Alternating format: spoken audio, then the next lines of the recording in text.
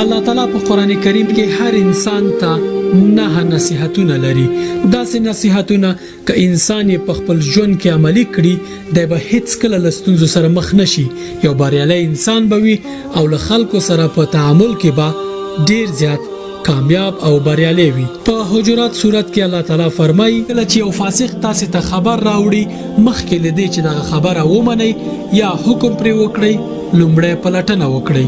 فاصلحوا روغه جوړه وکړي واقسطوا انصاف وکړي. لا يسخر ملنډ موهي ولا تلمزوا د نور خلکو عیبونه ملټوي. اجتنبوا كثيرا من الظن لا ډیرو ګمانونو ځان ساتي. ولا تجسسوا په هر څه کې پلټنه مکوئ. د خلکو پټ مسائل مراس پړئ. نه هم سپارښتنه تر ټولو خطرناک کار. ولا يغتب غیبت مکوئ.